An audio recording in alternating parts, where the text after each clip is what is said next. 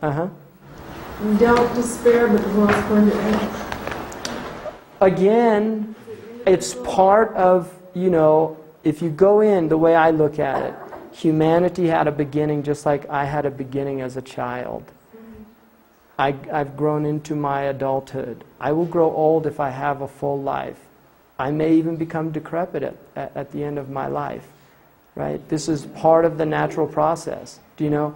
Humanity had its maturity, it will have its decay, and it will have its old age, and it will have its decrepit period, and then it comes to an end for something new to happen from my perspective. So, you know, the way the Muslims view everything is majesty, beauty. And God, according to the Koran, is the possessor of majesty and beauty. They're both from God. So we are in a very majestic time. We're in a time where there's a lot of tribulation. This country alone, I don't think we realize the extent of our troubles in this country. If we just look at the natural disasters in this country, you know, in the 1980s, insurance companies were paying out $5 billion a year in terms of natural disasters. We're now paying $5 billion a week. You know, we've had a lot of devastation in this country just in the last 10 years, just in terms of natural. Our topsoil is disappearing, right? We're grossly overusing our resources. Our children are really getting lost in a lot of very confusing messes. Our media is extraordinarily, you know, pervasive, and in its, you know, the violence that it's putting out there, and a lot of very negative messages. In the midst of that, there are some very positive things happening. You know, and I would tend to rather be identified and be part of what's positive than just, you know, what one man said, well, Heidegger said as well, we're way beyond pessimism and optimism. Depression's a luxury. The world's coming to an end, I'm depressed, you know, no.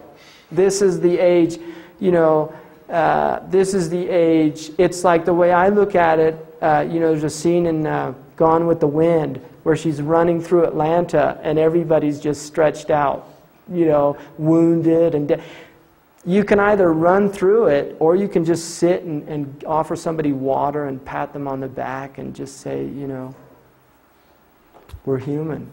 This is it. This is the human condition. It's awesome. It's incredible. It's glorious. It's majestic. It's beautiful. It's intense.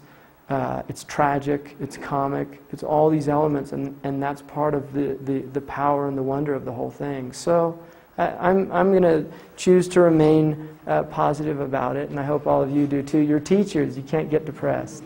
You know, I saw a wonderful program once on PBS which was about the black schools, and they're very, very powerful experience, but there was a white man who had been teaching in inner cities for a very long time, since the early 1960s, and he was just saying how bad it was getting, and that he was losing hope, and that just the faces, you know, the lack of light in these young black children's faces in these inner cities, it was driving him, and he was literally saying, I'm just losing hope, I'm giving up.